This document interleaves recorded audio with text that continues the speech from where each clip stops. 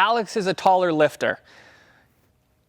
Pretty tall. What are you, 6'2"? Yeah, somewhere in there. Yeah. Beautiful, like 6'2". He's a freak. What's going on, guys? Sam Brown here at elitefts, coming to you with a very cool video that I know you're going to enjoy. We're going to be going over squat technique, how to get more out of your squat, and how to squat around potential limiting factors like range of motion or hip mobility, okay? So, we have Alex here today, and again, we're going to be jumping right into squatting. So, Alex is a taller lifter. Pretty tall. What are you, 6'2"? Yeah, somewhere in there. Yeah. Beautiful, like 6'2". He's a freak.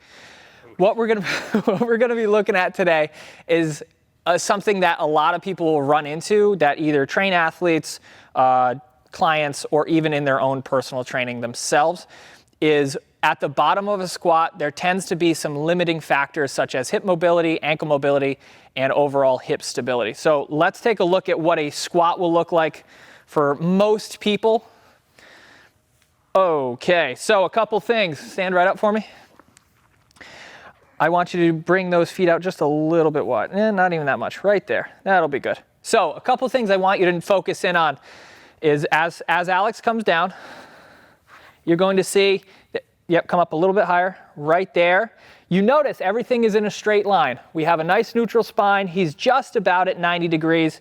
But for most people, if you go down a little farther, you start to see a little bit of that butt wink. And what that does is as that pelvis starts to roll under, it starts to put more pressure and more emphasis on that lower back and force the erectors to do more. And it takes a lot of the load out of the quads, the hamstrings, and the glutes. So stand right up. So how do we fix that? So if I was his coach, I wouldn't spend a million hours trying to figure out what the exact mobility issue is. So what I want to do is I want to take a look at some of the causes for his immobility. Most of the time, especially nowadays, we're running into people that have very, very tight ankles, very, very tight hips. The majority of people's jobs are in a seated position. So what I want to do is, first and foremost, I want to elevate Alex's heels. What that's going to do is kind of take those ankles out of that equation. So luckily enough for us, we have these prime squat wedges. Very simple, just a couple inch heel lift.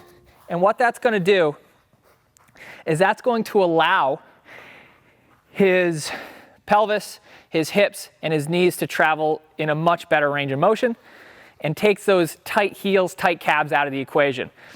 So by merely elevating his heels, let's see how much of an impact we have on his squat form and his technique.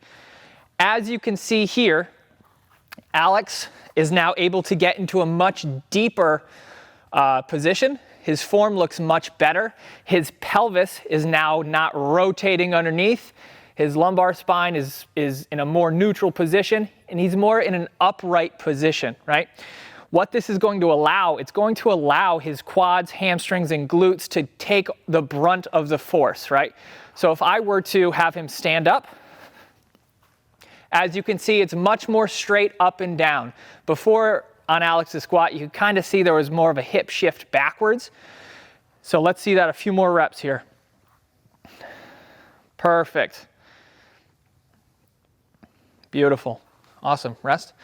So that's a very quick and easy tip that you can utilize for your individual squats. You can do these on front squats, you can do them on back squats, but one of the best ways that you can utilize these heel wedges is to emphasize quad dominance in your squat. So Alex is actually jumping into a bodybuilding or a hypertrophy cycle coming up next in his training, and he asked me what he can do to get more quads on a squat. So what we can do is bring these over, bring these a little bit closer. Let's see. So now his feet are a little bit closer in. Bring them in even more. There you go. And now let those knees travel forward. Boom. Now he's emphasizing more quad in that squat as well. How's that feel? Pretty good. Pretty burny? Pretty burny. Pretty burny. Perfect. But again, by merely emphasizing getting those heels up just a little bit, you're going to find that it cleans up a lot of form issues that somebody may have.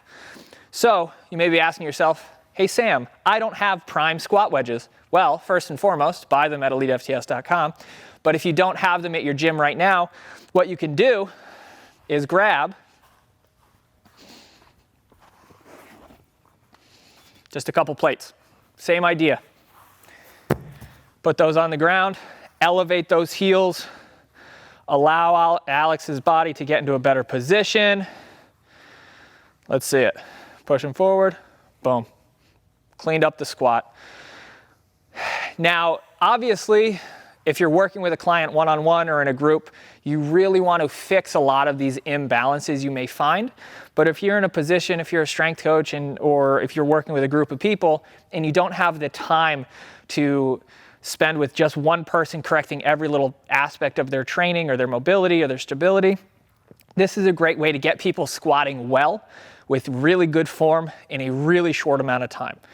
I personally use this in larger groups, making sure everybody is doing it so I can monitor their form, making sure they're doing it in a right way that is safe and is not putting their lower back or their knees or their hips in a position that it doesn't like. So again, very simple. Hope you enjoyed this video. If you subscribe, like, ring the bell, do what you want to do. We have more videos just like this on the way, and I hope you enjoyed it, and I will see you guys in the next one.